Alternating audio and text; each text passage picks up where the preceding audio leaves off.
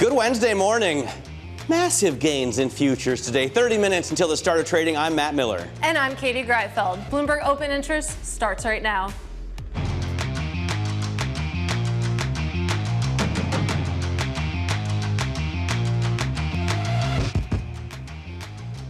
All right, not massive, but we're up a little after that interview with Scott Bessent this morning. The Treasury Secretary says go big or go home, pushing for a 50 basis point rate cut at the Fed's next meeting. And as the search for Powell's replacement expands, we'll speak to one of the contenders, former St. Louis Fed President Jim Bullard. Plus, on the corporate front, there's a ton of news today. CoreWeave, one of the big winners this year from the AI boom, is taking a hit in the pre-market, and we'll tell you why. Katie, you're watching CoreWeave. I'm watching CoreWeave because that was a disappointing outlook. Remember, this stock has pretty much quadrupled since it went public, and as such, you can see that shares dropping 9%, margins being squeezed by its rapid AI data center expansion. Matt, you have to spend money to make money, but still, you can see that disappointment. No one wants to spend money at Cava, right? Because it just costs too much to get whatever they sell there. It cut its sales outlook as it struggles to keep up with the explosive growth it had seen in recent quarters,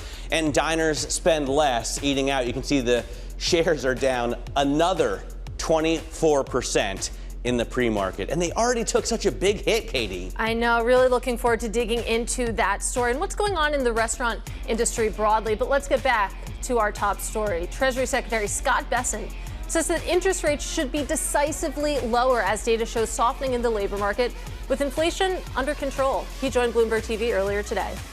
We should probably be 150, 175 basis points lower. So, I think the committee needs to step back.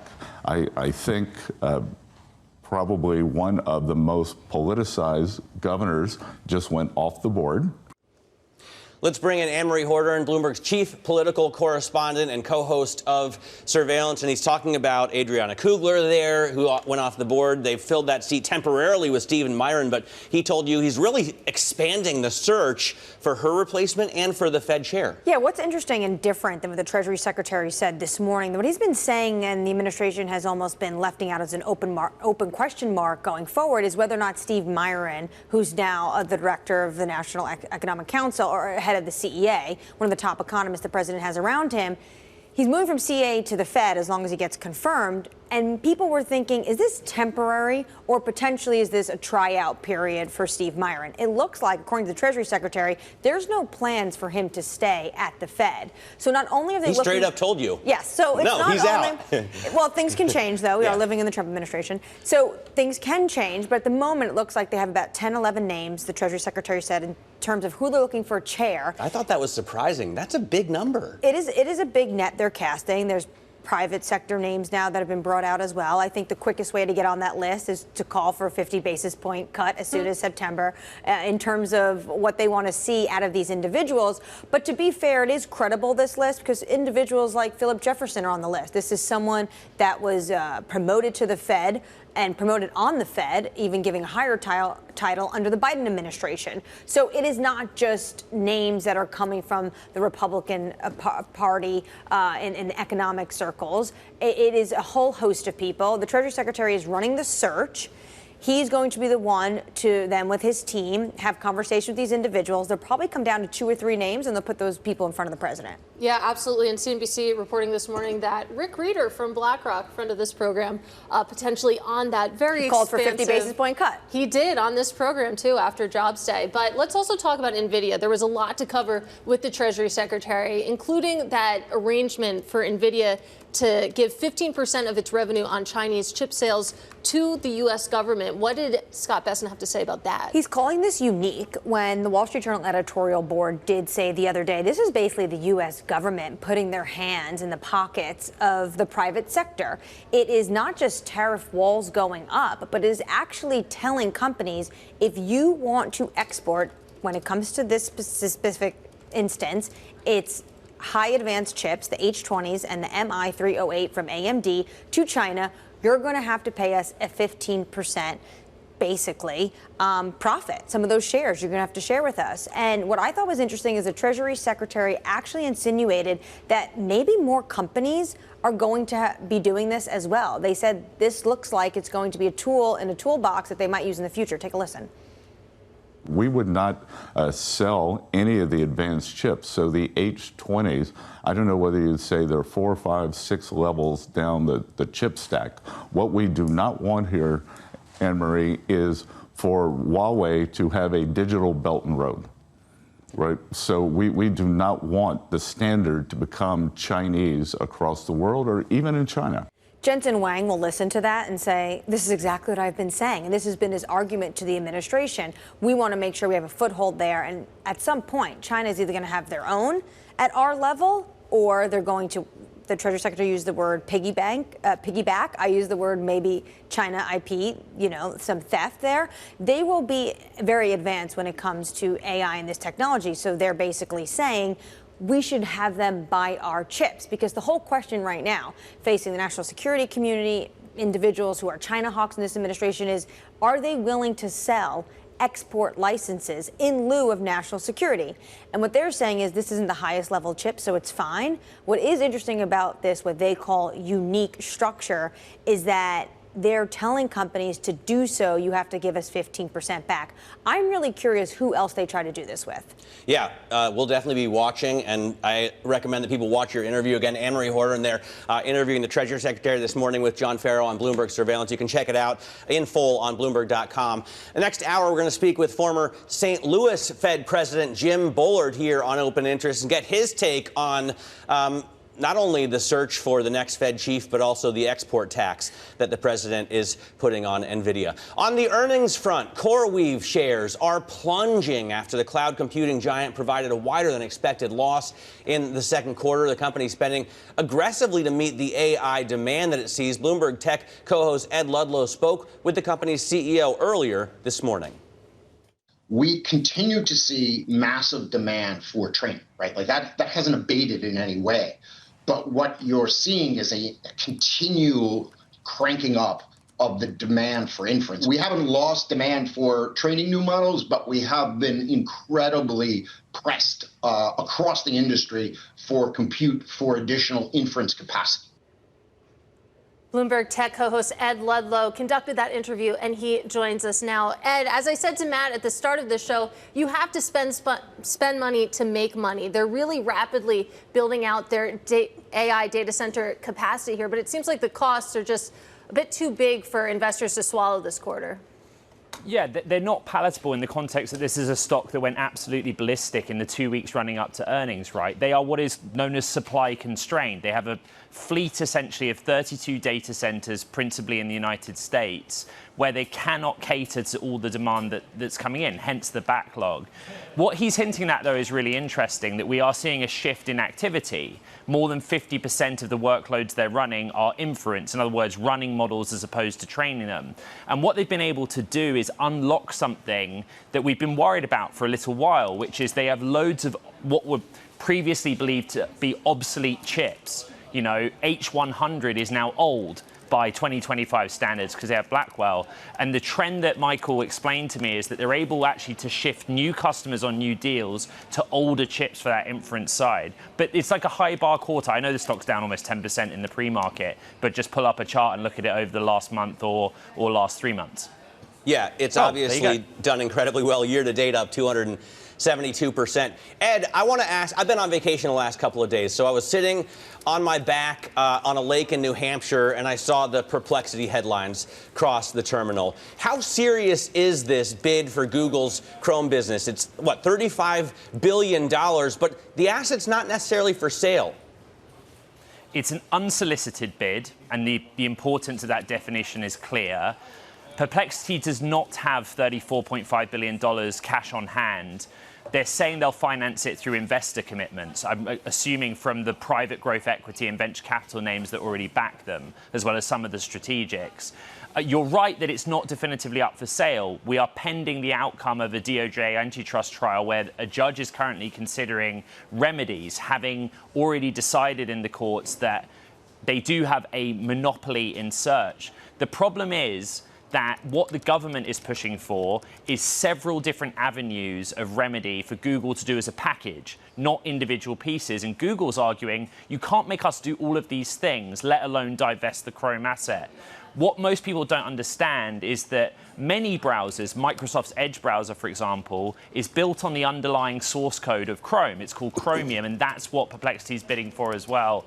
This is a PR stunt. And that's the reaction that we're hearing from Silicon Valley and actually across the world. I'm in London right now, right? The chances of this being resolved in the near term small because Google will appeal everything that happens next in the courts. It could take years for any resolution. All right, Ed, great to hear that wrap up, and I'm glad you're in London because I thought doing that interview so early this morning from San Francisco would be pretty hellish. I know you would do it anyway, though. Bloomberg's Ed Ludlow will do anything to get the story for you. Let's talk about shares of Circle. They are lower after a group of shareholders, including CEO Jeremy Allaire, announced plans to offer 10 million shares for sale. The stock rose yesterday after earnings showed a healthy jump in revenue. You can see they're down today in the pre-market. Bloomberg's Bailey Litschultz is with us. He's been following the stock. So, Bailey, what do we know about this sale? This is a planned sale, so it'll be a 2-day marketed deal that ends up pricing on Thursday. Most people would say, hey, this is a new company. This should be within the lockup period. That is true. This company and the insiders weren't supposed to be able to sell shares for at least 180 days or after their September earnings. But you kind of have an out with some of these lockup agreements. If the stock is performing tremendously well and if there is enough demand, you can kind of get through and make some of these deals. So we are seeing shares under pressure. But when you look at the company, you look at this IPO performance, best performing real IPO so far this year in the U.S., up more than 400%. So you talk to some investors and they say, wouldn't you take money off the table if you were up 5x? And I absolutely yes. would, is the answer. Let's stay on the topic of crypto equity IPOs because Bullish projected to go public today. I believe its first trade. This is interesting because in 2021, it had plans to go public via a SPAC with a much higher valuation, about $9 billion. That's not the case in 2025. No, pricing valuation right around, I believe, $5.4 billion based on outstanding shares. If you do see the performance in the aftermarket that we saw with a Circle or that we've seen with Figma or CoreWeave, you could see that number jump pretty tremendously. This is an interesting deal. They ended up raising about $1.1 billion. We saw it go out on the cover last week with a lower range, lower valuation, and really walking up to this pricing. So when I talk to buy-siders who have been kind of circling this company, there's so much pent-up demand for crypto. My colleague Anthony Hughes broke yesterday that there was more than 20 times demand for those shares before this pricing. So there's a lot of excitement. It's going to be another example of a deal that has BlackRock, has ARK, and will be an interesting open, and when it does open later today. I feel like we should say that we're not talking about Sonali Basic's Bloomberg Originals television show. We can't just not say that, right? I mean, we talk about Sonali's show every day, Bullish.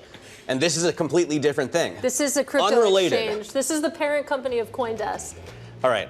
That's important. That's an important detail to mention for viewers, for people who watch the show on the regular basis, you know. Well, Matt Miller out there with the news that we are not talking about that. We are talking about Bullish, the company. Bloomberg's Bailey Litschultz, great reporting, as always, coming up.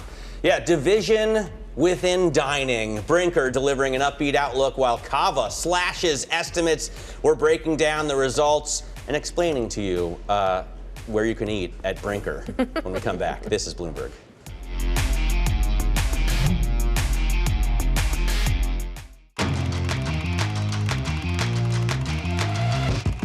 Let's get now to high interest to look at what's making headlines around the world. Gildan has agreed to buy Hanes Brands for $2.2 billion in cash and stock. Gildan's CEO said he expects the deal to double the company's revenue. The transaction is expected to close before the end of next year's first quarter. And for me, this is exciting because when I buy a Grateful Dead t-shirt, I love it to be a Gildan. They're super thick, high quality.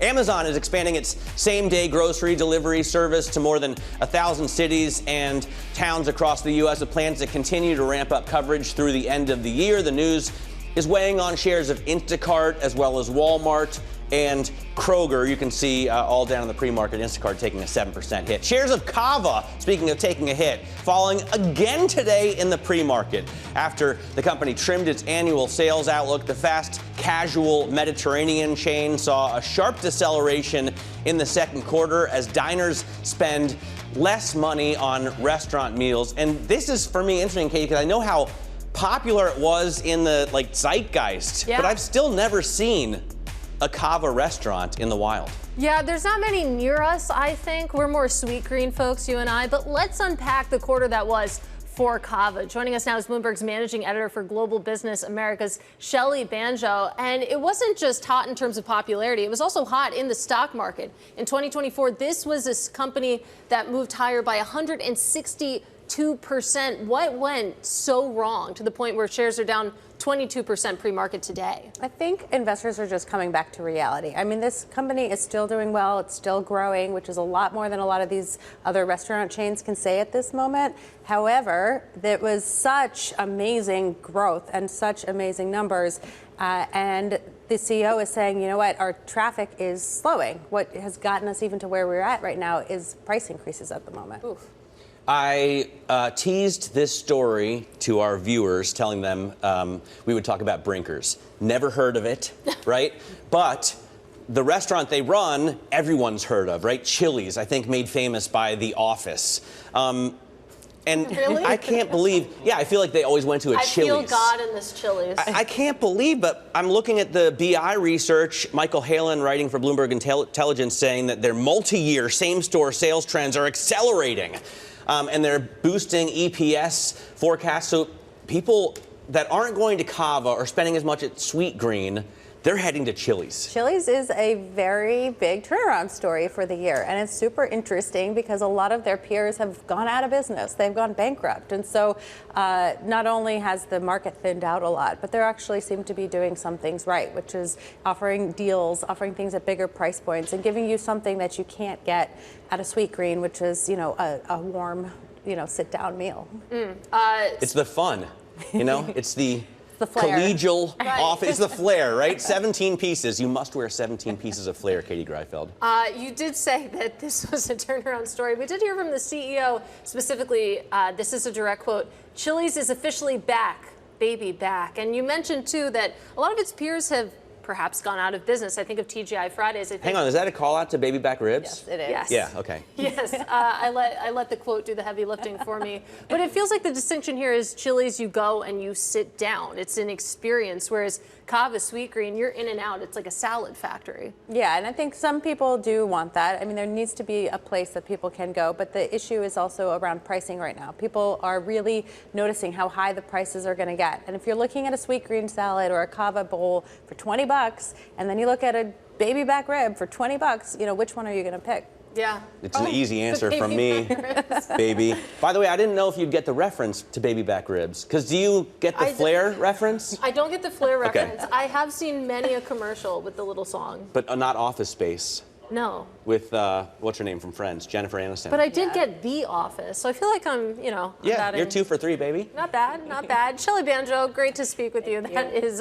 Shelly Banjo of Bloomberg News, unpacking those Cava and Brinker results. And coming up later this hour, we'll be speaking about the turnaround over at Potbelly with CEO Bob Wright. Let's take a quick check, though, on what's actually going on in the stock market right now. Ahead of the bell, you can see the S&P 500 higher by about 0.3%, extending that record rally. You can see that tech is doing its part with the NASDAQ 100 up about 0.4%. The small caps on a tear here, Matt. The Russell 2000 currently higher by about 0.8%. All right, coming up, U.S. equities hanging out at record highs and maybe making a new high today while cross-asset volatility drops to the lowest level of the year. I think I heard Tom Keene this morning say the VIX is at 14. We'll ask Alicia Levine why from BNY. Well, this is Bloomberg.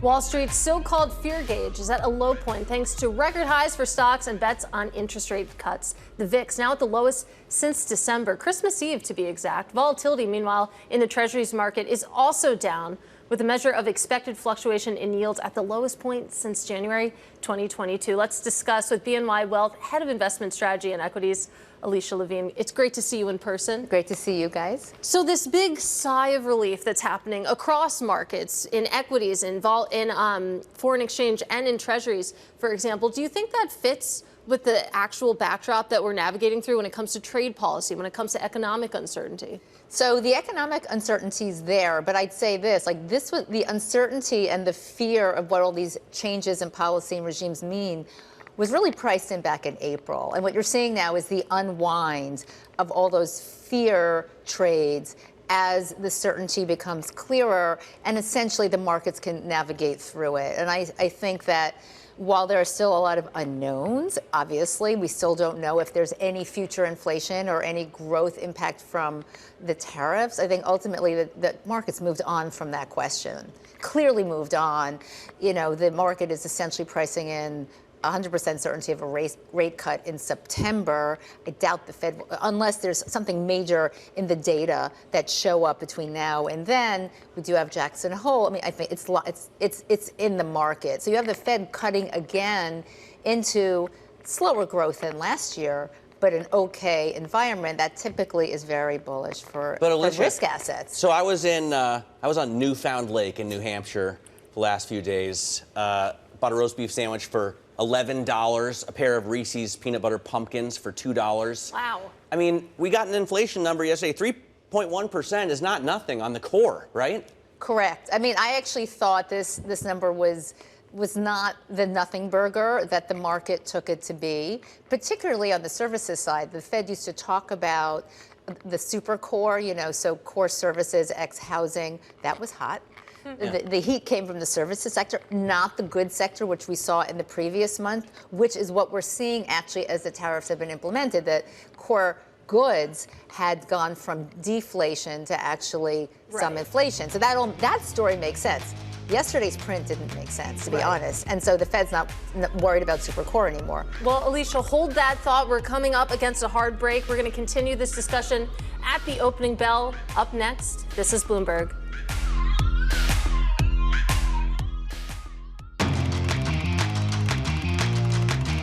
We have just seconds to go until the opening bell. This is Bloomberg Open Interest. I'm Matt Miller, and we are seeing continued gains after a record high yesterday, despite a hotter inflation print at the core.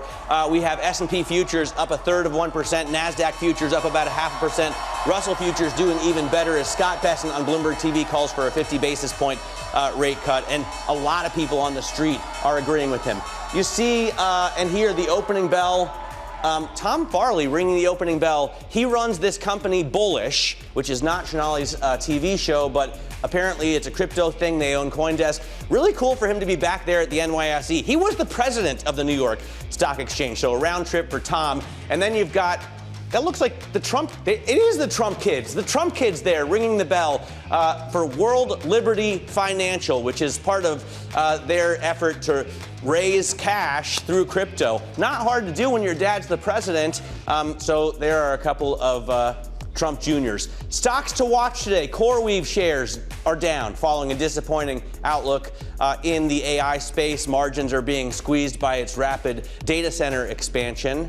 And that's exactly what I want to tell you, because CoreWeave shares down 11.5% right now. Again, this is one of the most successful IPOs of the year, if not the most successful IPO of the year, pretty much quadrupling since it went public. So, of course, the bar was very, very high. And the fact, like you mentioned, Matt, that margins are being squeezed, investors just saw that as unpalatable at this point in time. So you add it all together, shares falling pretty mightily at the opening bell. Yeah, but not as bad as Cava, right? That Mediterranean fast casual chain, I'm going to say, cut its sales outlook as it struggles to keep up with the growth that investors have been expecting. You can see the shares down another 22% at the start of trading, and they already had a pretty rough day yesterday. We just talked a lot about the restaurant sector. We don't need to go back there, but we do want to go back to BNY Wealth, head of investment strategy and equities, Alicia Levine. And Alicia, you were saying something during the commercial break, which we all know,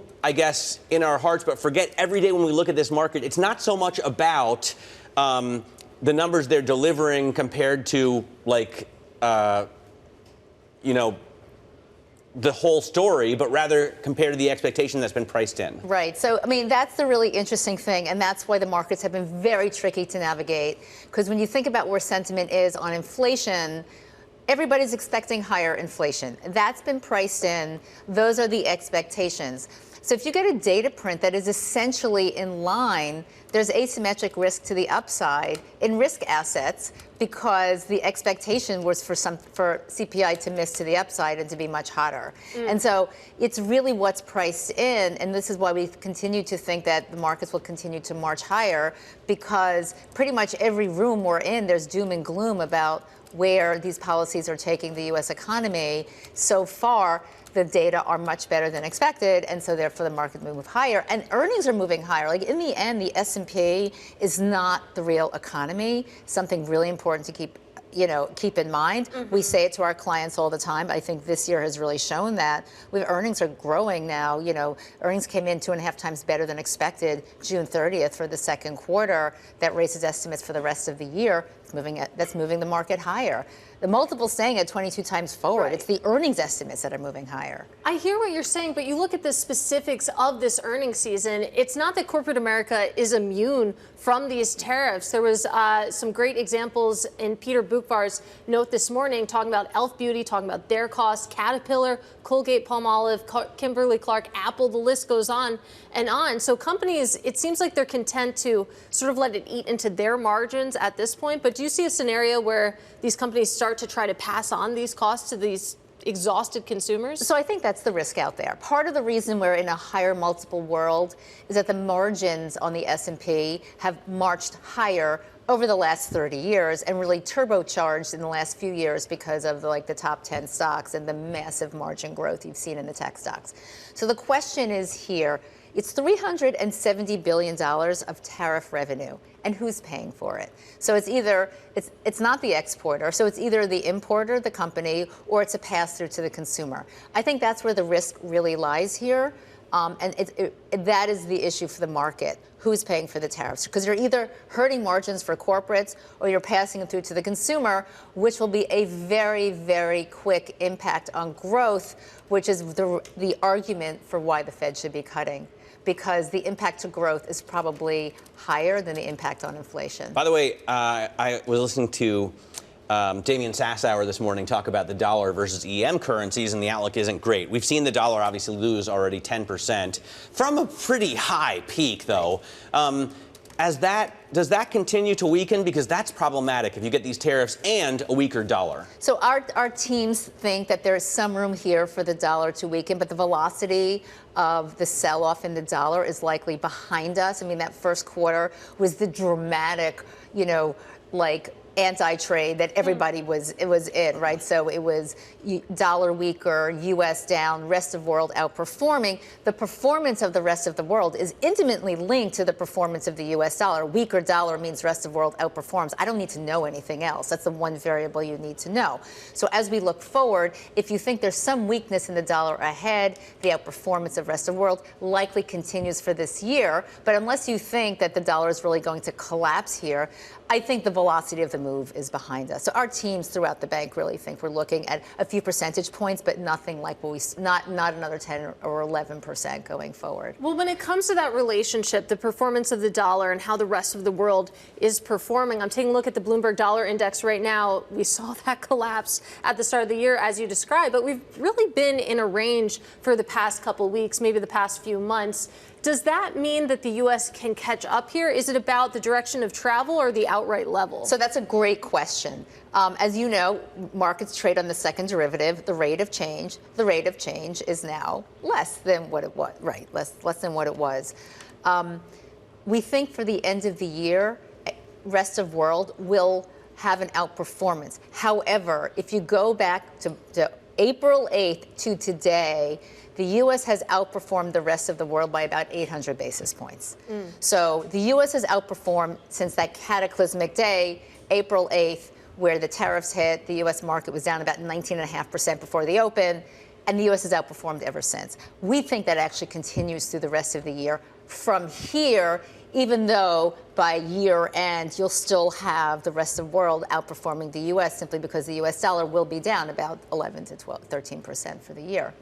So many moving parts, right? And so many, it's the second derivative point that I can't get my head around, but All these different crosscurrents. Everybody talks about levels, and when this happens, this happens. That's not how markets move. It's on the rate of change, and whether it's slightly better than expected, slightly worse than expected, and that's the direction of travel. We raised our numbers on the S&P just yesterday. Earnings are moving higher. All right, Alicia, really great to get some time with you. On the heels, of course, of that raise, that is BNY Mellon's Alicia Levine. Meanwhile, let's get a check on the stock market. Right now, we're just about 7 minutes into the session, and we're looking at a fresh intraday record high for the S&P 500, higher by about 0.4% at this moment. You take a look at the breadth here. You do have more green than red, 380 or so names gaining right now on your big benchmark, 121 in the red. You take a look at what is gaining. We're sorting by percent change right now. A little bit more interesting, if you sort by points, you can see that Apple is really driving this market higher in terms of its points contribution. There we go. Apple, Amazon, Broadcom, NVIDIA, AMD, tech doing the heavy lifting here to get us to a fresh record. Take a look at the downside. This is interesting. Walmart is your biggest loser, followed by Costco. You also have Kroger in the mix as well. We know that Amazon announced plans to expand same-day fresh food delivery. That is taking a bite out of some of these grocery names. And you can see that on the sector level as well. If we take a look at that view, a lot of green. Same with the individual stocks. You have 10 of 11 sectors in the green right now, led by consumer discretionary. A lot of that is tech in disguise. But down there at the bottom, consumer staples now down by 0.8%. That is your sole loser in this market right now, Matt Miller. All right, yeah, not a lot of losers. We're at intraday record highs, no matter what index you look at right now. The one problem spot in today's market seems to be, at least in terms of the individual movers, food makers. Yeah. Fast casual is having a problem, except for the sandwich shop Potbelly. It continues its turnaround tale. If you look over the last couple of years, it's doubled the shares this year to date, up 36%. We'll talk to the company's CEO, Bob Wright, next. This is Bloomberg Open Interest.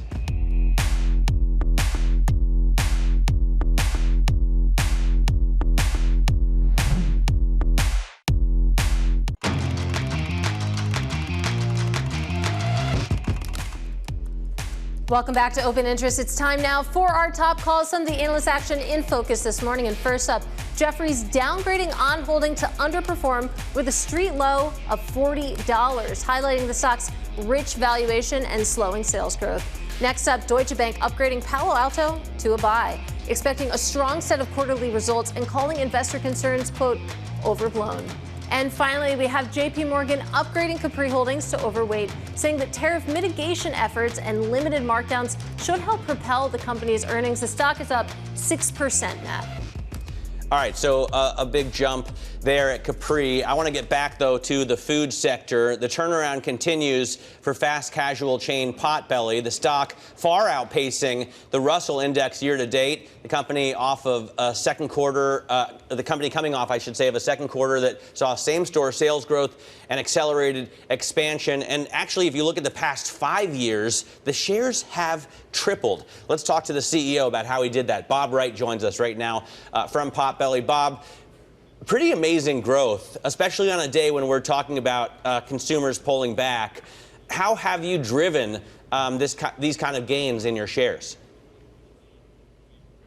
Yeah, we've been really happy with our results in the quarter and really over the last several quarters and years. And the results, you know, I know it's not always exciting. It is for us in the restaurant industry, but our focus on the customer and the experience that we give them, our employees, and really being consistent with our approach to our strategy is the reason that we continue to win. We had positive traffic in Q2 in addition to same-store sales growth. I think a lot of it's rooted in our menu. We've worked a lot on menu innovation really since the beginning of my tenure, but especially with some new products recently. We just re-platformed our digital platform, our consumer-facing digital assets, the web and the app.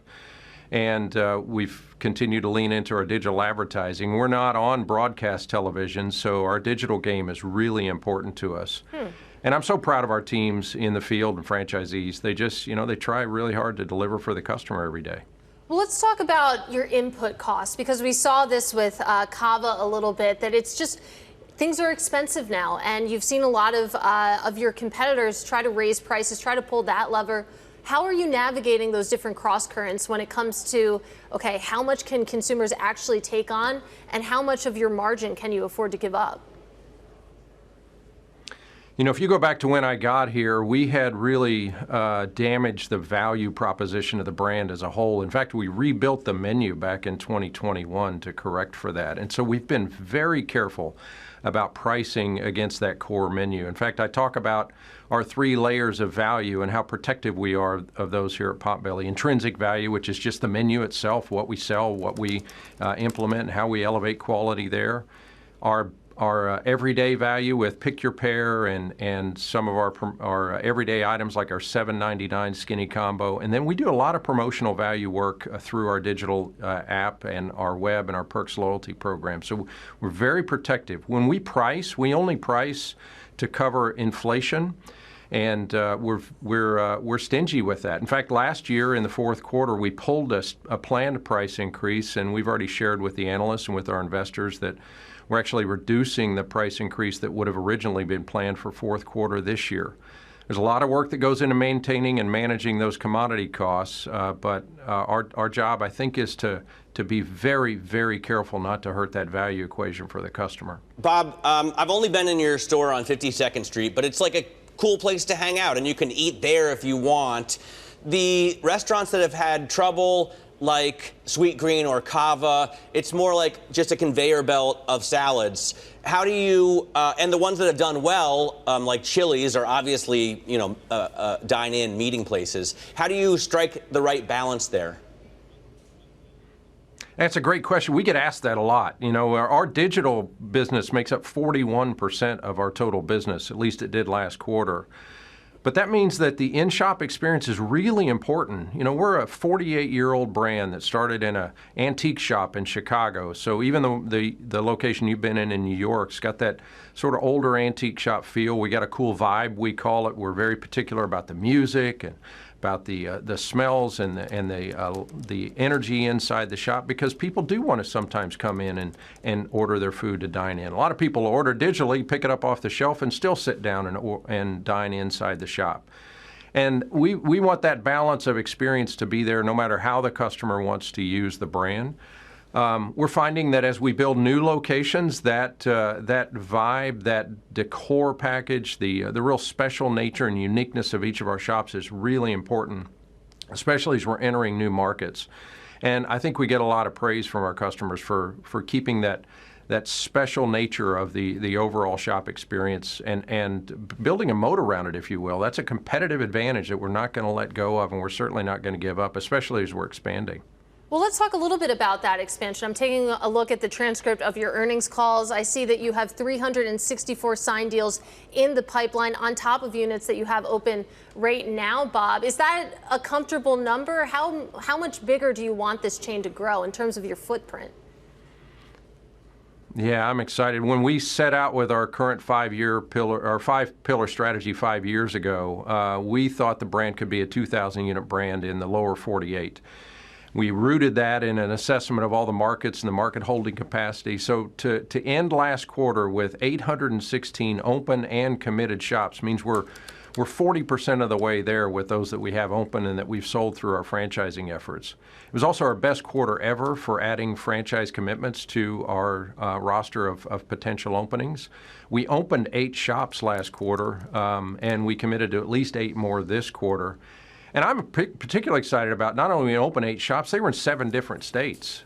So we're getting growth around the country and in a lot of different markets with franchisees that have committed to developing units anywhere from 6 to 8 and some as high as 18 in one particular development deal. So it's broad-based, it's geographically dispersed, and it's successful. It's really a lot of fun to be expanding through franchising. All right, Bob, really appreciate the time. That is Bob Wright. He is the CEO of Potbelly. Now coming up, grocery stocks falling as Amazon expands its same-day food delivery. We'll discuss the industry next. This is Open Interest.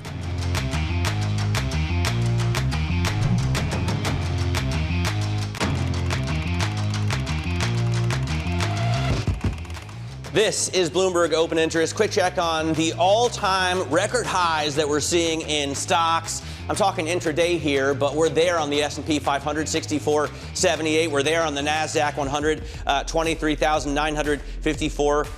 Are we headed towards Dow 50,000? I need to get that hat. We don't show the Dow here because no one cares besides me. Right, Katie, is that fair to say? I think that's a fair assessment of the situation. Take a look at the movers here. NVIDIA is unched, right?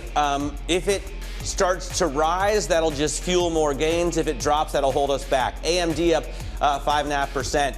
Circle right now down 1%. We were talking about that earlier, as well as Hanes Brands getting taken out by Gildan. And then Amazon up 1.33% and Kroger down 4.25%. We're going to talk a little bit more about that right now. Yeah, for more, we're joined by Bloomberg Intelligence senior tech analyst Anurag Rana. So let's just recap this news. Amazon now offering same-day grocery delivery in more than 1,000 cities. It also plans to bring the service to 2,300 more by the end of the year. You can see grocery stocks, including Kroger, down sharply. This is clearly a big deal for them. How big of a deal is this for Amazon, though?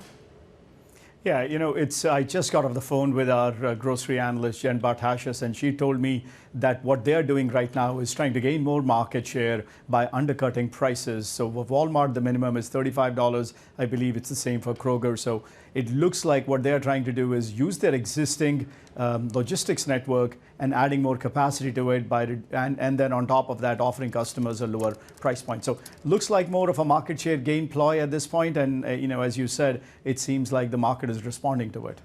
Yeah, I was just in the car with my wife yesterday. She said, I have a same-day Amazon order going in. What should I get? And I said, Polar Seltzers and some Siggy's yogurt. And she said, no, it's not a grocery thing. It's like the stuff that you need, not the food, right? But it is increasingly becoming that, right? Are they going to offer the widest possible range of products?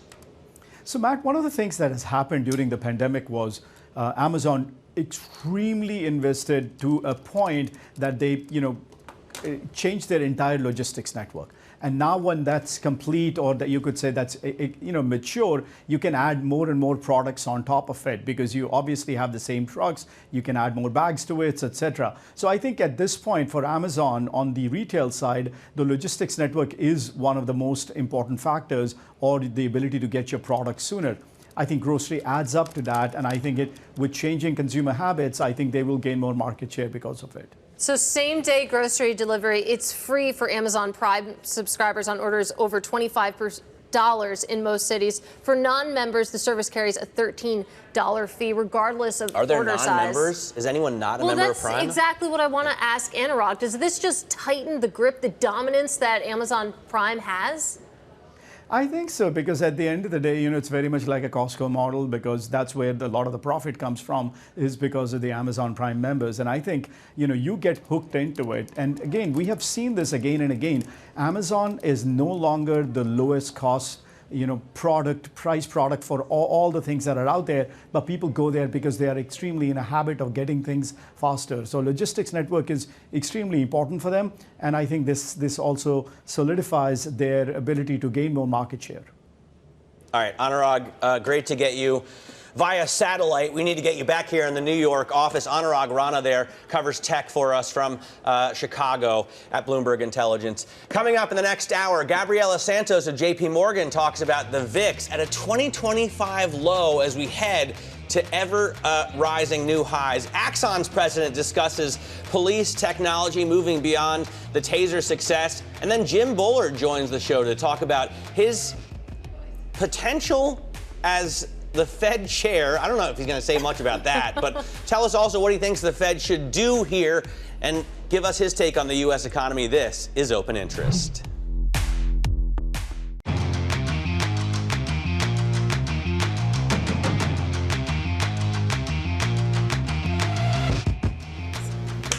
We are 30 minutes into another record high. Take a look at the S&P, NASDAQ, and well, the 10-year is not at a record high, but stocks are crushing it, Katie Greifeld. I know. You're looking at numbers we have never seen before on the S&P 500. The line continues to move higher. Welcome back to Open Interest. I'm Matt Miller. And I'm Katie Greifeld. The risk-on rally, as we were discussing, continues as Wall Street's fear gauge. We're talking about the VIX It sinks to its lowest level since December. Go big or go home. Treasury Secretary Scott Bessent pushes for a 50 basis point Fed rate cut next month. And the search for Powell's replacement expands. We'll speak to one of the potential contenders, former St. Louis Fed President Jim Bullard. All that and more coming up. We begin with Treasury Secretary Scott Bessent calling for bigger Fed rate cuts. Be 150, 175 basis points lower. So, I think the committee needs to step back. I think probably one of the most politicized governors just went off the board. Let's bring in JPMorgan Asset Management Chief Market Strategist for the Americas, Gabriela Santos. Gabby, great to have you here on set with us. Those were big calls. I mean, I get maybe a 50 basis point cut now, but do we really need to cut 175 basis points if the economy is in such good shape? President Trump says this is the hottest economy in the world. So I think the interesting question here at the heart of all of this is what's the neutral rate for this economy that we have right now? We do see reason for some optimism with productivity picking up, with inflation now staying a little bit above target. So that means that the low neutral rate post-financial crisis doesn't make sense anymore. Now, what is that new neutral rate? We do think it's closer to 3%. The Fed itself is still saying 2.5%. So agreeing with the magnitude of cuts that Treasury Secretary Bessent talks about. But I think in terms of the consensus in the market, it's more in that 3.5% range, right. In which case we're speaking about slightly more moderate pace of rate cuts. Our call is 125 basis points over the next 12 months to get to neutral. So rate cuts for good reason before you start needing a problem to actually get below that. That's not going to get you the Fed chair job, I will say. It seems like aggressively dovish is the stance that you need to have. It is interesting to think about where we were this time last year. You had the Fed start off their rate cutting cycle so aggressively, cutting by 50 basis points at one point last year. With the benefit of hindsight, does that look like a policy error? So I do think it's somewhat different. So we had last summer, we remember some disappointment with the jobs data that signaled a cooling in hiring demand. In that case, it's similar. But we're in a very different place with labor supply. So some estimates based on immigration change and the loss of work permits for certain recent foreign-born workers, we might lose about 1 million foreign-born workers by the end of the year. You already see that affecting the participation rate, especially of foreign-born. All this to mean that you can have a much, much lower pace of monthly job growth while the unemployment rate stays very, very low. And that's what the Fed cares about. The unemployment rate is below what they think is normal. So there isn't that same impetus for a 50 basis point cut this time versus last year because the supply side is very, very different. Well, so we think 25 makes more sense. In that case, and when I saw the jobs numbers, I immediately thought about, wage inflation.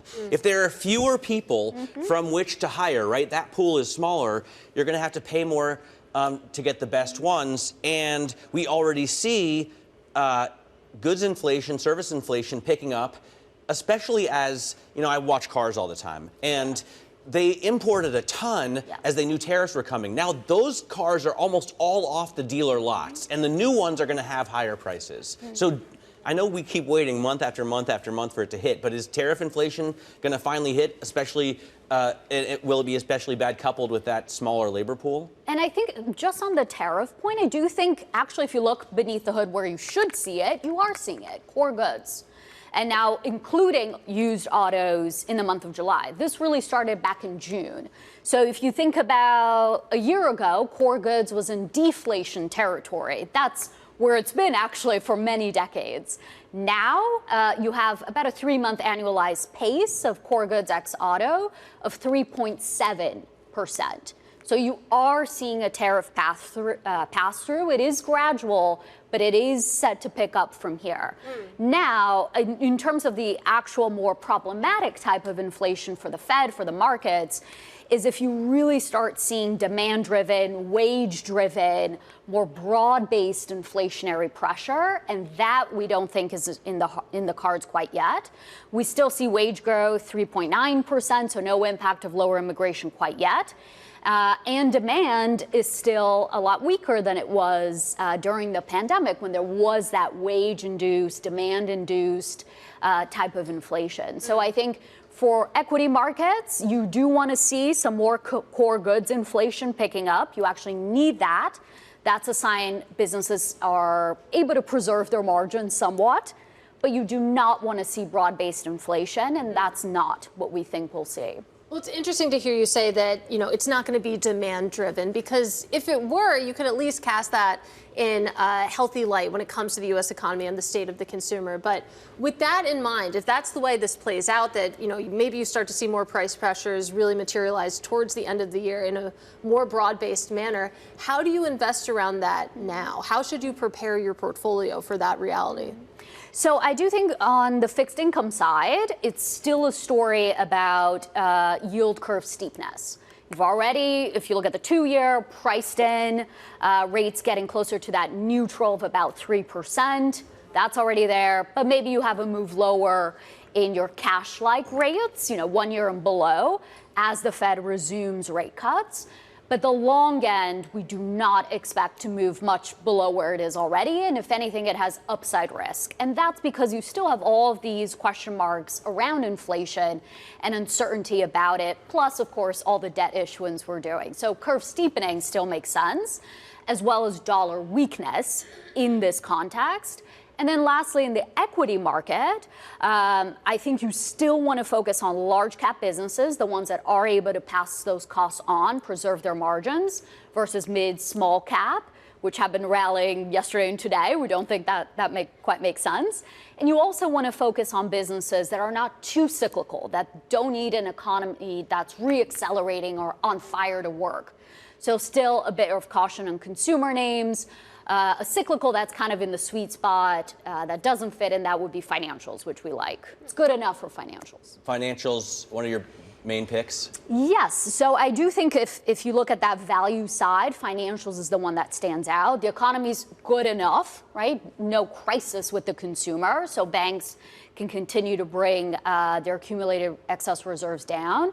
And then you also have the sweet spot of regulation showing up likely in more lending to businesses. So it's more tied to the corporate side, especially your large cap banks. Gabriela, great to get some time with you. Thank you so much for joining us. Gabriela Santos there from JPMorgan. Let's get a look at some of the single stocks moving at this hour. For that, we go to Bloomberg's cross-asset reporter, Isabel Lee. Isabel? Hey, Matt, we can start with CoreWeave because shares are down by more than 12%. This comes after a disappointing earnings outlook by the company. So this reflects really margin pressures from rapid AI data center expansion. So CoreWeave is a close partner of NVIDIA and counts OpenAI and Microsoft among its customers. So its operating income underwhelmed investors who are really looking to justify a near quadrupling of its share price since its March debut. But costs are surging. CoreWeave posted more than a 20-fold jump in losses, about 36% higher than estimates. Up next is Cava. So Cava, this is a fast food chain.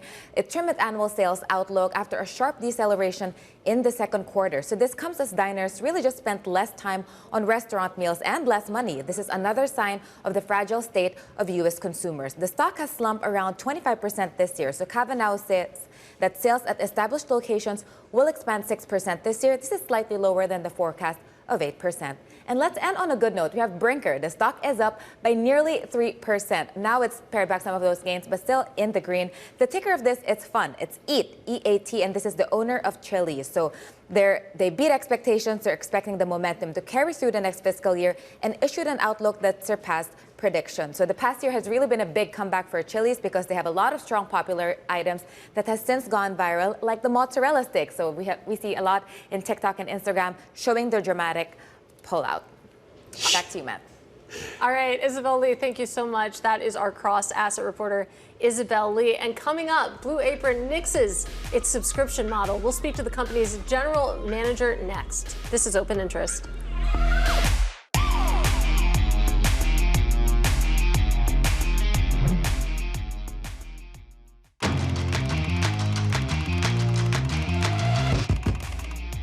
Let's get now to high interest. Look what's making headlines around the world. Treasury Secretary Scott Bessent told Bloomberg this morning he's open to discussing the use of NVIDIA chips with China. Take a listen. I think that this is a very unique solution, allows NVIDIA to expand into China. It can make NVIDIA chips the bellwether for Chinese technology, and then the U.S. taxpayer gets a share of that.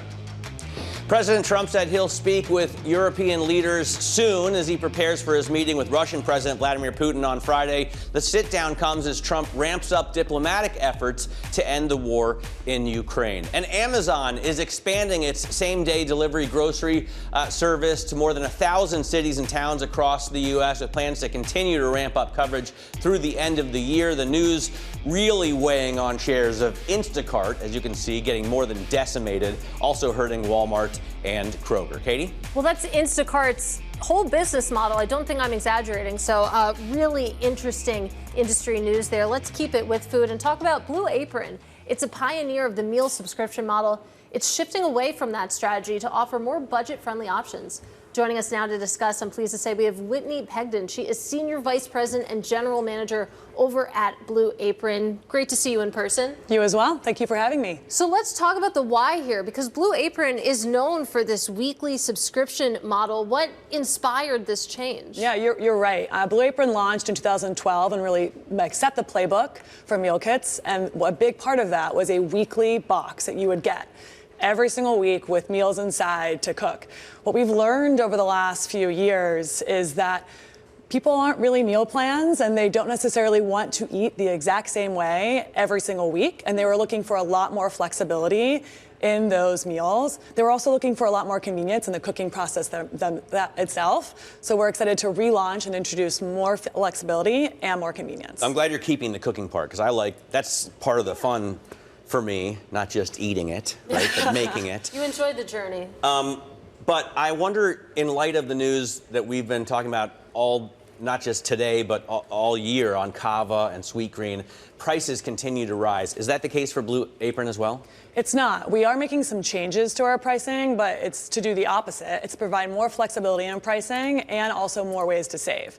So the way we're doing that, historically with Blue Apron and most of our competitors, all meals have the same price. So if you're getting a steak dinner, that costs the same as a veggie enchilada, which for most customers does not make a lot of sense.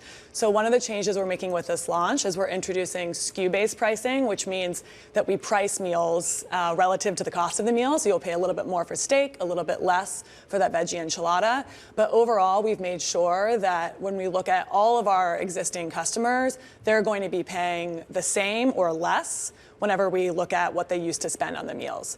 In addition, we're also introducing 2 new ways to save beyond that. A membership, Blue Apron Plus, where you can pay $9.99 a month, and that gets you free shipping, which is very, very uncommon in the meal kit space. You'd be surprised to know. And then the second one is a program called Auto Ship and Save. So for the customers who do want some regularity in their meals, they can get a box delivered every week, every 2 weeks, every month, really whatever cadence they want. And if they opt into that program, they save 5% on every meal.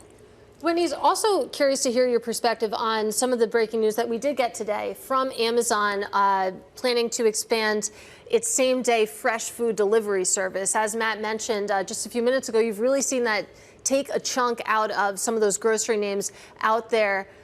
Is Amazon a competitor for Blue Apron? How are you thinking about that competitive dynamic? Yeah, I think that, Blue Apron wants to be one of the many ways in which you feed yourself and you feed your family. At Blue Apron and at Wonder, our parent company, we recognize that people don't eat the same 7 nights a week, 365 days a year. And so sometimes you want to go to the grocery store, sometimes you want to get delivery, sometimes you want a helping hand to make an easier dinner for your family. And we don't want to tell you that you can't do all 3 of those things. We just want to make sure we have a really good option for whenever you want to cook a meal at home. And that's where Blue Apron fits in. I'm just on the prices, I'm kind of stuck here. How do you lower costs for the consumer when the costs surely to you continue to rise? Right? Yeah. I mean, are you taking the hit in margins? or? Yeah, we are willing to really hold strong on our prices. Actually, in February, we introduced a price freeze for 6 months whenever we saw a lot of the industry increasing their prices, because we know it's true, prices are increasing, but it's more important than ever for customers to be able to find value in the way that they eat and also quality. And so we think that it's a really interesting opportunity for us to grow our market share by holding strong on low prices. I want to talk about the user experience as well. Are there any plans to integrate the meal kits into the Wonder app? How do people actually access this? Yeah, it's a great question. So Blue Apron is, as of February, now available on the Wonder app, which is great. So you can go to Wonder, you can get your favorite Tejas barbecue delivered for dinner that night, but you can also go to the Wonder app and get your meals delivered for the week, which is really cool. We still have a separate Blue Apron app and a separate Blue Apron website because Blue Apron is national and Wonder is not yet national. So we are attracting customers on both platforms, but we are excited to introduce more and more ways for customers who are shopping with Wonder to get more exposure to Blue Apron. All right, really cool view into the business. Thanks so much for joining us. Yeah. Whitney Pedgen there of Blue Apron on a strategy shift. Let's get a check on what's going on in the stock market right now. We are looking at new all-time highs today. There's the dollar. It's actually a little bit lower. But here are the equity indexes. S&P 500, 6470, and the NASDAQ getting closer and closer to 24,000. As yields come down, really across the curve, although you're seeing, as we just heard from Gabby, a little bit of a steepening, right? There are bigger drops in the 2-year than there are in the 30. Yeah, that steepener trade has been working its way through the bond market as volatility really relaxes across asset classes. We'll have to see what actually breaks the calm. But coming up soon, we'll speak with former St. Louis Fed President Jim Bullard on his outlook for interest rates as the search for a new Fed chair continues. His name potentially on that list. This is Open Interest.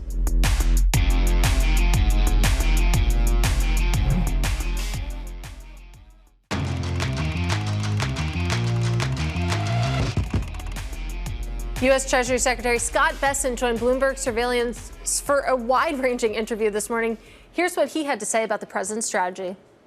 The president is one of the most open-minded people I know. He does everything at first principles. Why do we do things this way? Why shouldn't we do it the other way? And, you know, I think that this is a very unique solution, allows NVIDIA to expand into China. It can make NVIDIA chips the bellwether for Chinese technology, and then the U.S. taxpayer gets a share of that. Keyword unique. Is it unique to NVIDIA and AMD, or is this a model for other companies? I think we could see it in other industries over time. I think, you know, right now this is unique, but you know, now that we have the model and the beta test, why not expand it? What do you say to people who think we're putting a price on national security concerns by basically selling export licenses? There are no national security concerns here. We would not sell any of the advanced chips. So the H20s, I don't know whether you'd say they're 4, 5, 6 levels down the chip stack.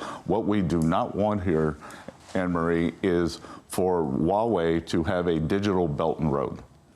Right. So we do not want the standard to become Chinese across the world or even in China. Well, we have exclusive reporting that Beijing is now sending out letters to firms saying actually shrug off those H20 and use our domestic champions. Is this something you might discuss with your counterpart? Oh, sure. We can discuss that, but it also tells me that they are worried about the NVIDIA chips becoming the standard in China. Look, you know, NVIDIA is an incredible product. A lot of the technology in China is, you know, they're piggybacking, and I'll use piggybacking as a kind word for acquiring our technology. Do you mean stealing? Your words. And yes, that's what I mean. And the NVIDIA, Jensen Huang, just stays years ahead of them. Criticism came from the Wall Street Journal editorial board, though, about this new unique policy. They say it's a step toward government control of private business. Are you concerned? Some of these policies are starting to look like the country you're actually trying to de-risk from. Central planning, basically, out of the Oval. No, not at all. Because where we got was with this unfettered trade, we did not have secure trade or fair trade. And so now we are trying to make it secure. So, you don't want to, we're not sending out the highest level chips. And, we don't want to sell everything to everybody. So there is a need for intervention. That was Treasury Secretary Scott Bessent speaking earlier on Bloomberg Surveillance. Get a check now on the stock market with the move screen. This is, I think, the most dynamic way to look at. You see kind of a market that's coming down in the last few minutes, but the breadth is still strong. 365 gainers, 136 losers today. Apple, Amazon, AMD leading the pack here. And I think Katie and I both agree that Amazon is the most interesting story with an expanding strategy of delivering food on the same day. NVIDIA is a loser now. And I did say that if NVIDIA swings, you could see the whole market go with it. Obviously, a $4 trillion+ company does that. It's down 0.8% and taking away 4.25 points from the S&P. Take a look at the breakdown in terms of the sectors. The biggest gainers are healthcare and consumer discretionary. That's your Amazon trade there. Financials and materials. The losers are consumer staples. I'm guessing those are the competitors to Amazon that are losing out here, industrials and utilities. Coming up, we're going to talk about a company that used to be solely based around tasers, but is really expanding its offering, Axon,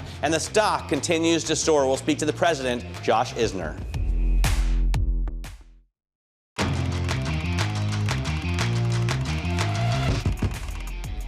As the Department of Homeland Security boosts spending, Axon is set to benefit. The public safety technology company's stock is up over 25% year to date. It's up 840% in the past 5 years. Axon makes tasers, body cameras, and cutting-edge policing software that's used in over 100 countries. Joining us now is Axon President Josh Isner.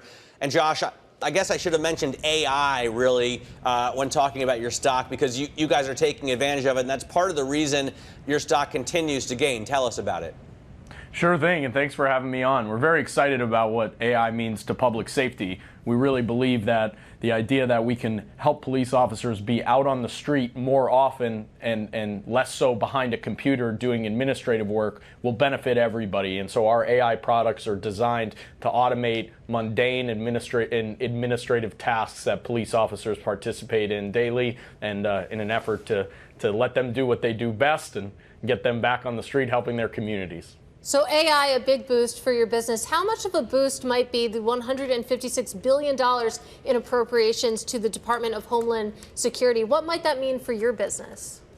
Sure thing. We believe we can help in a lot of ways with DHS and beyond. We, of course, as you mentioned, taser technology, body cameras, video aggregation tools, UAS products, and counter drone especially, we really feel like are going to be big parts of the solution and maintaining safety across the United States. And we're excited to participate in the competitive process and hopefully be able to help there. How much has your business grown away from tasers, Josh? Because I look at the stock over the last 10 years, it's up more than 3,000%. And you just can't sell that many tasers. I can't believe AI software is contributing to that kind of growth either. Like, what is the whole business grown into? Sure thing. Well, we manage 40 times more video than the entire Netflix library. So all of that video evidence coming off of body cameras, drones, fixed cameras, in-car video, that all goes into our product called evidence.com, and that's the main police repository for evidence around the world. And so it's very secure. It allows for sharing, to prosecutors or to the media, for redaction, lets you see a lot of different views of the same event simultaneously, aids in the prosecution process as well. So certainly a lot of relevance there, and it's a pure SaaS business. And so as we've built that out over the last 15 years, certainly we've been able to deliver a lot of value to our investors and, more importantly, a lot of value to our customers. And Josh, as I understand it, most of your sales at this point are from the U.S. I know that your CEO recently talked about aspirations and an opportunity to sell to European border security agencies, for example. Talk to us a little bit about what you see on the international scale and what the timeline for expanding might look like. Sure thing. Selling internationally is certainly a big focus of ours right now. It's hard. It takes time. These are federal governments that manage, national police forces. So the amount of bureaucracy you have to navigate through to win those deals certainly trumps a lot of what we deal with in the United States. But having said that, we think our products have a lot of relevance internationally. A lot of, large European customers already deploy Taser and are starting to become more interested in body cameras and drones and counter drones and a lot of the different products we can help with. Virtual reality training for police being another one. And so for us, it's really about putting one foot in front of the other in some of these markets and building real businesses there that can be sustained. And that's one of the main things we're focused on right now. One of the biggest stories recently has been the export tax that the Trump administration is charging NVIDIA to do business in China. Have you guys thought about that on a board level? Have you talked about what you would do if this administration asked you to give them a cut of your international sales? We're a company that serves the government, and so whatever the rules are, we follow them. And I'm not going to weigh in too much on policy, partly because that's not my power alley. But ultimately, our job is to figure out how we go out there and make our products really exciting and drive great ROIs for our customer. And if we do that well, we'll some of that stuff seems to work itself out over time. How well do you do internationally, Josh? In this climate, with a weakening dollar, what kind of margins are we talking about? Yeah, they're not too different than our U.S. business. Our gross margins are right around 60 to 63%, quarter in and quarter out. That's massive. International, given that we, sell a lot of software, that certainly, aids in those margins, and we see a lot of upside internationally for our business. So it's up to us to execute really well and show everybody that our products scale across the world, not only in the United States. And Josh, I do want to talk a little bit about where you see investment opportunities right now. We've talked about some of your different products. We've talked about your international ambitions. It sounds like they're big, but where are you looking to really invest right now? Where's the opportunity set?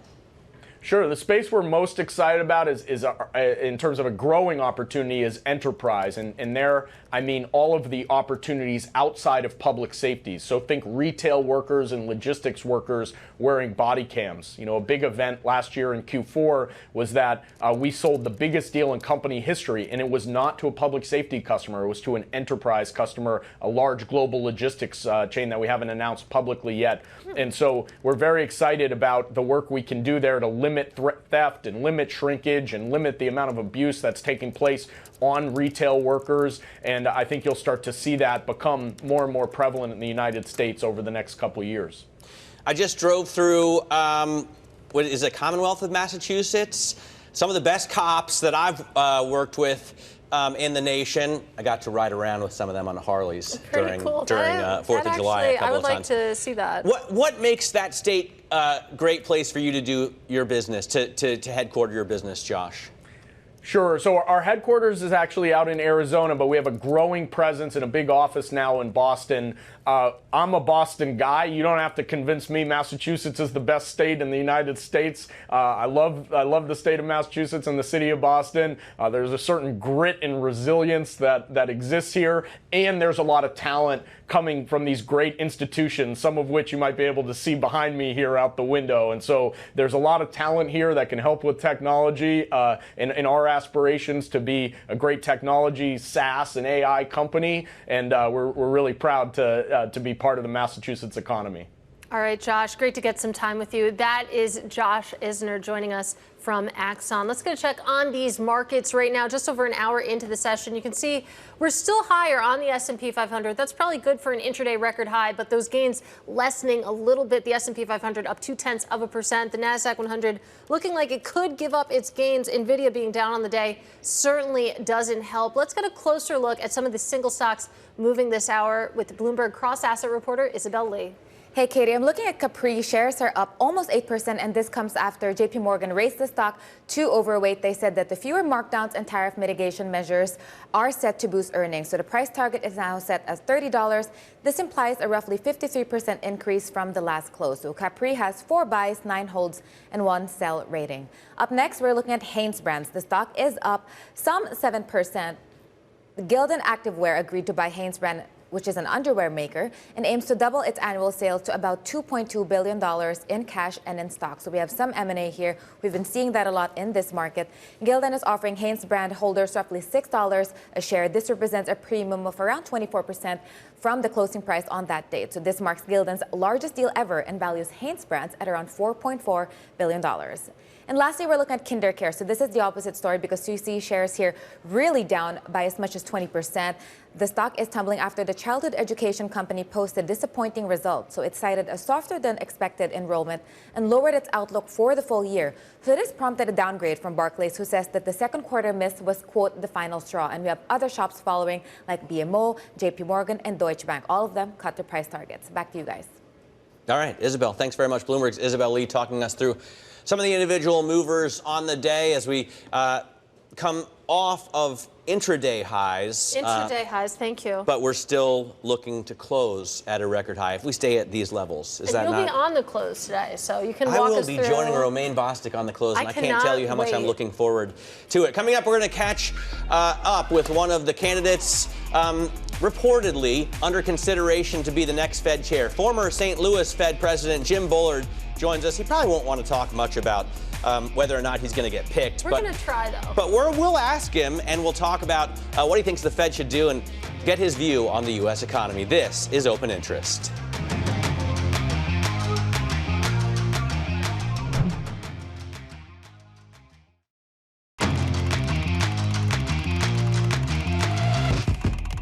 By putting Stephen Myron in, that gives us more time. And again, I want to cast a wide net. The president's very open-minded. Before he chose Jay Powell, Janet Yellen was interviewed. John Taylor was interviewed. Two of them couldn't be more different. That was Treasury Secretary Scott Bessent speaking with Bloomberg TV on the search for the next Fed chair, saying there are 10 or 11 candidates under consideration. Joining us now to discuss is Michael McKee. He is our international economics and policy correspondent. So 10 to 11, and we know that includes the private sector as well. Yeah, I'm the numbers guy, so I've come up with 11 that I've counted so far. We have added today Rick Reeder from BlackRock, you know Rick well, David Zervos at Jefferies, and Larry Lindsey, who's a former Fed governor, runs his own economic consulting firm now. Don't know which ones are the serious candidates, which ones might be, I hate to use the word DEI in the Trump administration, but it does look like they are casting the kind of wide net you would cast in a normal CEO executive search situation. Does it help if you say you're for rate cuts now, regardless of what you've said in the past, right? I think there's no question that you have to be for rate cuts. You may not have to predict 300 or, as Scott Bessent said today, 175, but you would need to express the view that interest rates are too high and the economy is being held back by them. But that the economy is still the hottest economy there is. Well, that is the argument that the president is making, and that is maybe why we've seen these upsets at the Bureau of Labor Statistics, because the numbers don't always match up with his rosy view of the economy. And it might be torching words, but Secretary Bessent did say that he thinks rates are too constrictive, I believe is the word that he used. So not necessarily saying we need to ease policy, just that rates are not near neutral right now. Well, Fed officials say that. I mean, they say they are restrictive at this point. It's just a question of when does inflation come down enough to change that? All right, well, we're going to talk about that right this very moment with Jim Bullard. We welcome our radio and television audiences worldwide. Joining us now is former St. Louis Fed President Jim Bullard, one of the potential candidates President Trump is considering for Fed chair. Jim, great to talk to you, or Dean, I should probably address you by your title, Dean of the Purdue University School of Business. I got to first ask you your take on rates. Considering the shape the United States economy is in, do we need a 50 basis point rate cut at the next meeting? I've said 100 basis points over the next, as we go into 2026. So I think we could get started on that path. I think 50 sounds panicky. Sounds like the administration wouldn't be that confident in their economic program, which I don't think is the right stance to take here. I think they've got a pro-business program that will fire up the economy after we get through the initial phase of the new tariff policies, which is slowing down the global economy. But eventually, we'll have very strong growth in the U.S. economy, and monetary policy has to be looking ahead and anticipating that. I do think the policy rate's high, but the committee is going to probably lower in September here. You could speed up the pace of reduction if the data cooperates as we go through the rest of the year and into 2026. Well, tell us what parts of the economy need a rate cut at this moment. We were just talking with Mike McKee about how Fed officials, too, have been saying that rates look restrictive here. We're not at neutral necessarily when we're north of 4%. Where do we really need those rate cuts? Well, I just think you would want to be at neutral if you felt inflation was coming down to 2%. That's why I've suggested that we can get 100 basis points lower. But you're looking through this inflation that's still CPI core is still up around 3%. You're looking through that, but still you want to get confirmation that inflation is actually coming down to target in the way that you would like. And so you don't want to be too aggressive because you might have to, you might get burned by the data as the committee did last year. So I think, you want to get on this path toward neutral, and you want to keep watching the data, especially on inflation. And if inflation comes in, too high or starts going up again, that would be the main thing that would disrupt the growth agenda for the U.S. So I don't think you want to get into that hot water if you don't have to. Well, Jim, we're talking to you because you are, of course, on the list of people being considered to be the next Fed chair, and you confirmed you had talked to folks at Treasury. I'm wondering what else you can tell us about the interview process and the process of choosing a new Fed chair. You've obviously passed the first test, which is you say rates need to be cut. What else do they want to see in a new chairman? I did talk to the Treasury Secretary relatively briefly. We did not go through, ideas about what was required or job requirements or anything like that. I was under the impression that the process is still under construction for interviewing all these candidates. And at that point, we can discuss in more detail. So I just said that I'd be happy to participate in that process. I wonder what the process looks like. Can you tell us any of the details? Have you met with anybody? Do you have meetings scheduled? I do not, but that's why I say that I think this is all under construction. So we'll see how they want to design it, and I'm sure it'll be a good process. I would say this is a credible list of candidates. I know almost all these people. I think this is a very sharp group, and many of these people would do a fantastic job. Yeah, absolutely. A list of heavy hitters there, including yourself. Now, you said on CNBC this week that you would accept the job of leading the Fed if the institution's independence is respected. Plenty of people would say that what we're seeing right now is not respect. What did you mean by that? What does respecting the independence of the Fed look like to you? Yeah, I mean, the Fed is where it is because of the Federal Reserve Act, and the committee does what it does because of the Federal Reserve Act. So if, you have to do all this under existing law, and if you want to change the law, the Congress can certainly come in and do that. But Congress has looked at the Federal Reserve Act 6 ways from Sunday, and they keep coming up with the idea that, hey, this is a pretty good way to do it. So it's a complicated system. It is done by committee. It is at arm's length from day-to-day politics, but that's the way it is. And I think that's the way it's going to be going forward, because I don't think Congress is in the mood to change that. So I think, we have to respect that, and we have to make these decisions under the law. Well, Speaking of changes, a number of people on the list that the administration is considering have suggested they want to make some major changes in the way the Fed operates. And the president has suggested he'd like to see major changes in the way the Fed operates. If you were to become chair, what would you change about the Fed? Well, I've been outspoken over the years about various aspects. I do think that the Fed is a research powerhouse. I think we could make more use of the various ideas that are proposed around the nation from the Fed, and we could, break up the groupthink a little bit more than what it has been in the last few years.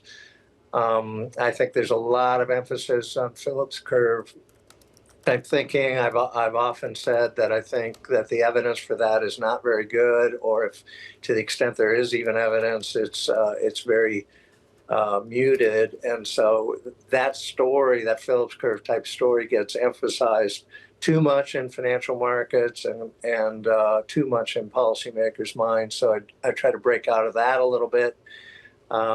And emphasize the role of expectations a little bit more. And so there'd be more forward-lookingness than probably what we have today. Dean Bullard, does it concern you when the president and his allies disagree with Jerome Powell's monetary policy views, so they start looking into things like renovation costs at the Fed, or when the president disagrees with the numbers coming out of the Bureau of Labor and Statistics, and so he simply fires the chief statistician there? Does that concern you? Yeah, I think the president put up a new candidate for BLS who I think will be pretty credible. So it looks to me like that issue is maybe behind us. I do think that the nation as a whole does not have as good of economic data as we could, even though we're better than most other countries. When you think about it, Walmart knows it's 1.6 million employees or something like that. They know their inventory in real time. They know their pricing in real time for all those stores all over the country and all over the world. Why are we getting a retail sales report once a month that's kind of sketchy? Why can't that all be done a lot better? So I think to the extent that information is important for how financial markets operate and how policy operates, we could do much better than we do today in making sure that we have the right information available so we make good decisions.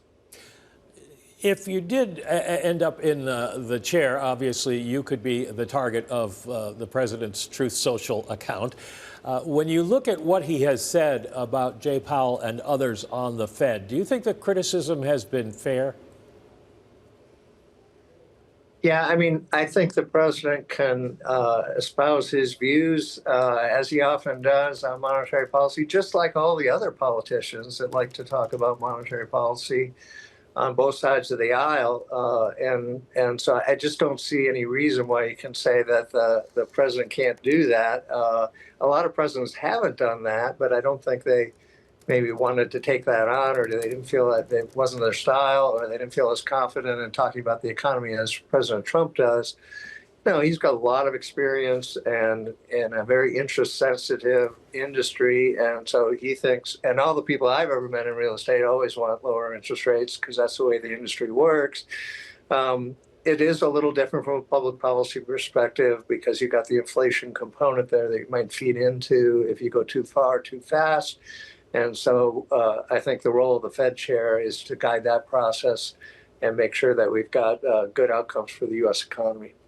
All right, Dean Bullard, we really appreciate your time. We're eager to have you back soon. That is Purdue University's School of Business Dean and former St. Louis Fed President Jim Bullard. We're joined, of course, by Mike McKee. I have to turn to my right because I know you had a burning question at the end. Mike, I'm sure you remember the inflation epiphany, if I can call it that, then President Bullard had in 2021 when he went to order a bicycle. They were out of stock. When he finally got it, there was, I think, a $200 increase in price because inflation was running rampant at the time. And now, of course, all these bikes are made with aluminum and carbon fiber, most of it that comes from China. All the derailleurs and the gear of it comes from overseas. And some companies, like Specialized, are charging tariff tax on their bikes. So that inflation on bicycles has to continue going up. It probably will, and we'll see the same effects in other products, especially things that come from China. The China tariffs are a little hard to judge at the moment because the president keeps putting off the final tariffs on those. But that's kind of the situation for the overall economy. I think Dean Bullard was very honest with us here about what the process is and what he thinks needs to be done. All right. Well, great to get some time with him and you, Mike McKee, our international policy and economics correspondent. We are wrapping it up for today. Coming up tomorrow, we have Lauren Goodwin and Emily Rowland, plus the CEOs of Meek and Options and The Real.